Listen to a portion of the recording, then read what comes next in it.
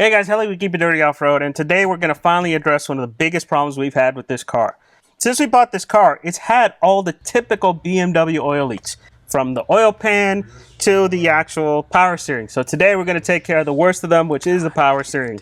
To do this job, we enlisted Ryan from E39 Source to help us out. If you guys remember, he did our inspection video and showed us all the problems that the car had. This was one of the ones that he highlighted, and he knew the fix. This is actually a very common problem for these old E39s to have a leaking power steering. And it ends up being the two lines that go into the actual reservoir. There's a line that comes off the pump, and then there's a line that comes off the radiator that are known to leak. So those are the easiest to fix. So we went down to Ryan. Ryan showed us how to do the actual repair, and check it out.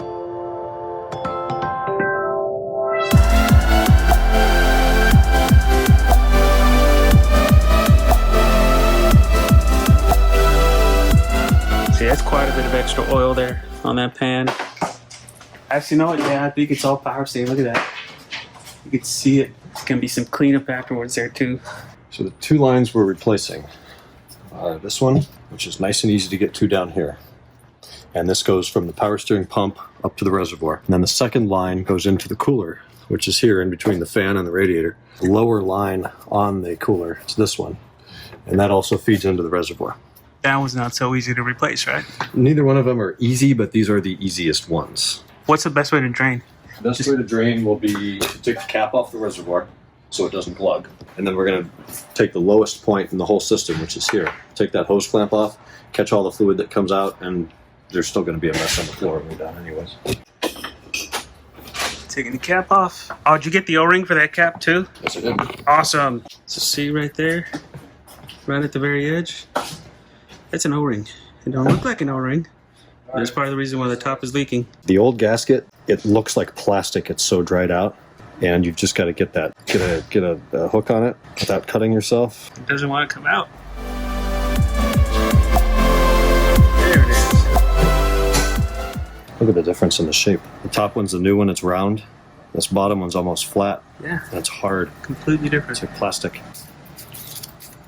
That is. And hopefully it'll stay dry now. We'll do a cleanup of it. It'll be drier.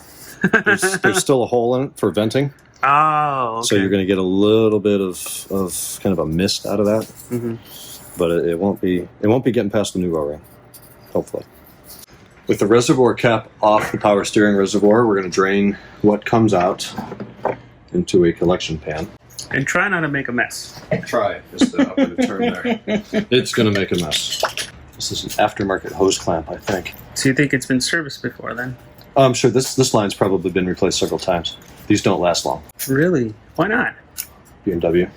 They leak. They leak like a freaking sieve. Yeah, this hose is all mangled too. Somebody tighten this thing down way too much.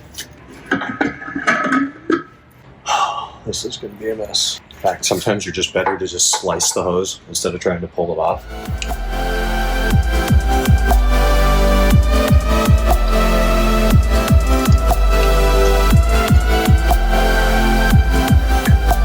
Try to bleed some of it down without letting it all splash out at once. It's clean fluid. I know last time we noticed it was a little burnt. Up top, maybe, yeah. Well, but it was at least it's red.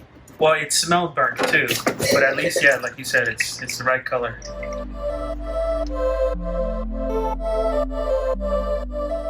So the next point we can do here from under the car, the driver's side of the radiator, about 8 inches up from the radiator drain plug. And there is I believe it's a 13mm bolt in between the two hoses that plug in there.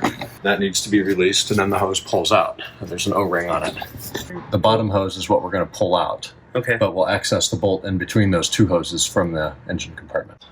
Under the hood, obviously, we have the reservoir here. We have another hose clamp and another hose clamp. So it's just these two lines that are going into the bottom of the reservoir that we're doing. Same thing, look at that. Somebody really tightened that.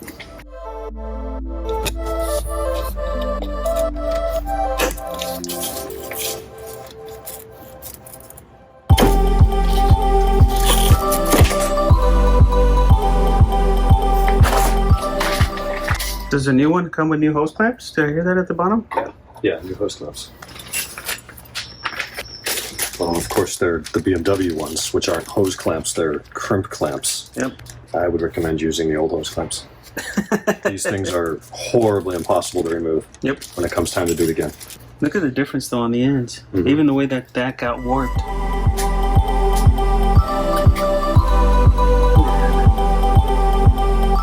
Even the thickness. The thickness is way different. Yeah, it is. On this hose that goes from the reservoir to the cooler, it's kind of held to this chassis rail here by a cable tie. And you can use your fingers. I find needle nose to be a bit easier. You've got to squeeze the top, and then it's like a little ladder thing here. It's tricky to do, even in good lighting conditions. But you squeeze the top and then pull up like that, and it releases. Freeze the hose. It's almost like a zip tie. I'm pretty sure that's a 13. Look at all that oil though too, man. Yeah, this is about the cleanest one I've done, believe it or not. What? This is the cleanest one? Yeah.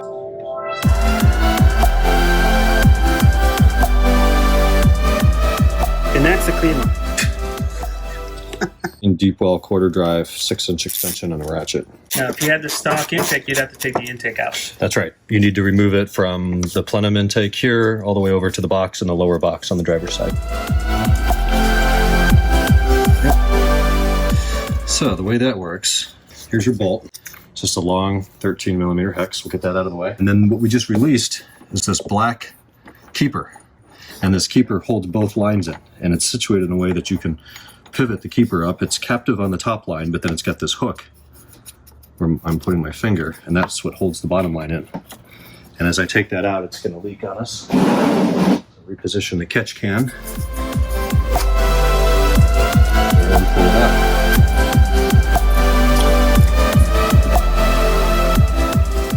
And that should drain out the rest of the reservoir.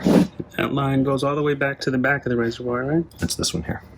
I so hope that's our leak. And those are the most saturated lines. Because I'm not doing the other lines. The other lines on this car suck. You've got to drop the front subframe, which means supporting the engine from up here.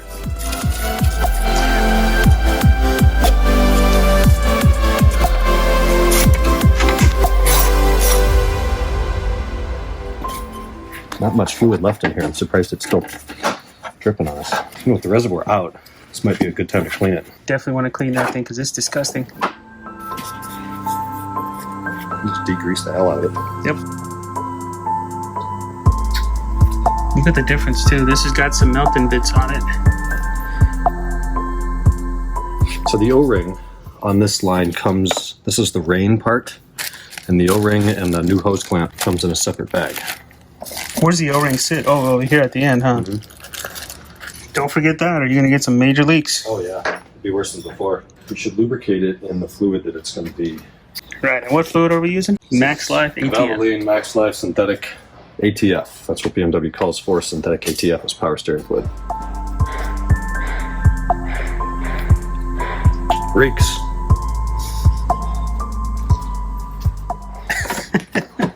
Everything we're working with today stinks. Yep, except for the car. Except for the car. Fit right on.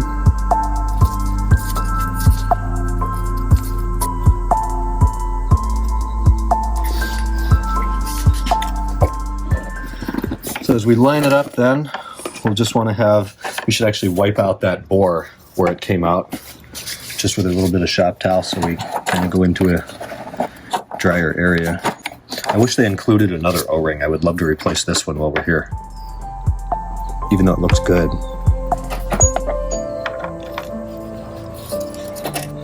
And then it's going to sit right there like it did before.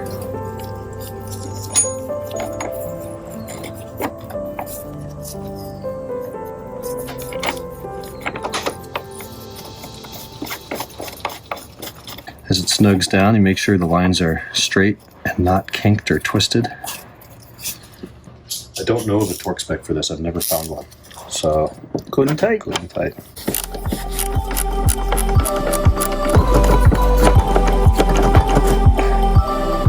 Socket. Is it just stuck in there between the two lines? It's just kind of pinched. There it is. Just like that. She's all done.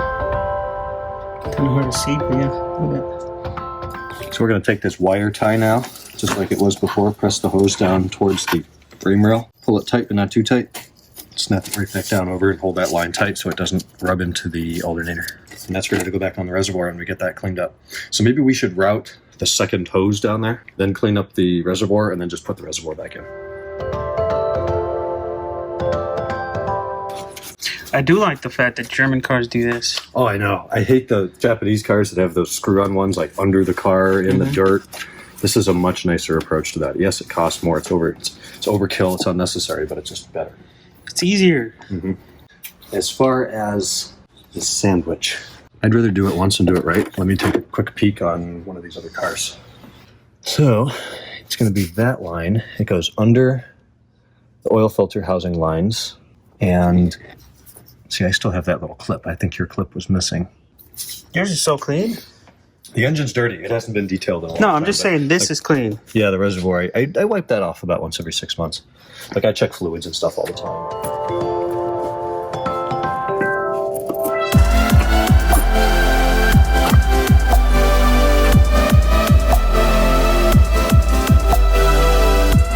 Damn, she definitely made a mess. Wow. I didn't even try to line it up.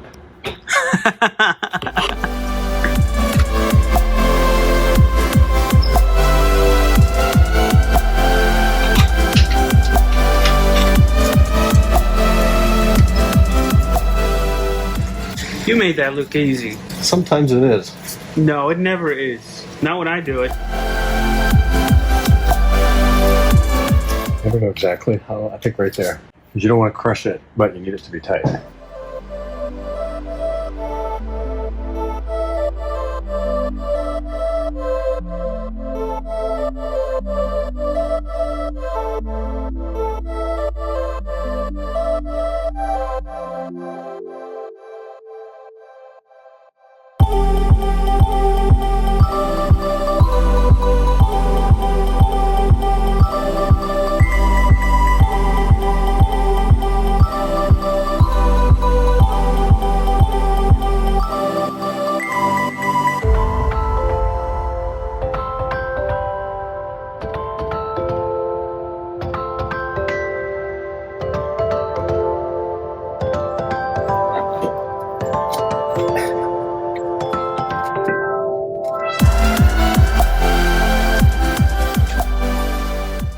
Now, the next one, we're going to reuse that one.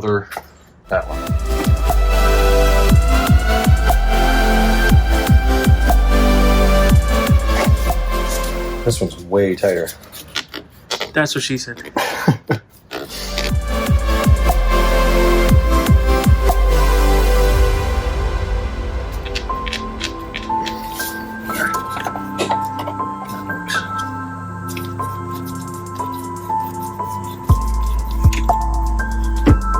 Okay.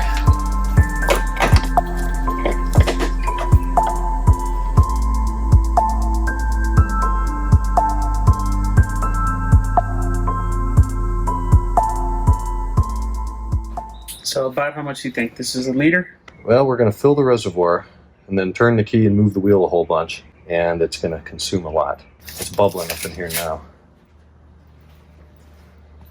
What are you looking for in there? It's still bubbling, so obviously there's air in the lines.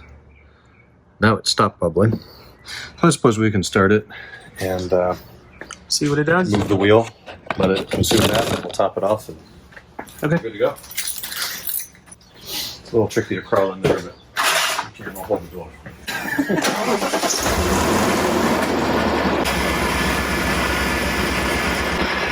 All right, turn the wheels. Keep going back and forth. Okay, the fluid level staying pretty much constant now. Okay, so you're good.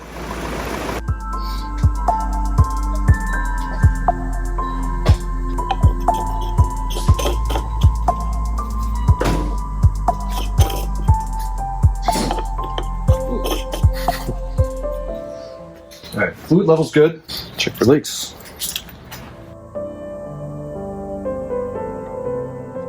Looks good. Let's hope that stays dry for many, many, many miles. Yeah, that's what I'm hoping for too. So any closing thoughts then on this last bit besides, you know, going back and forth? Where should the fill level be on that reservoir?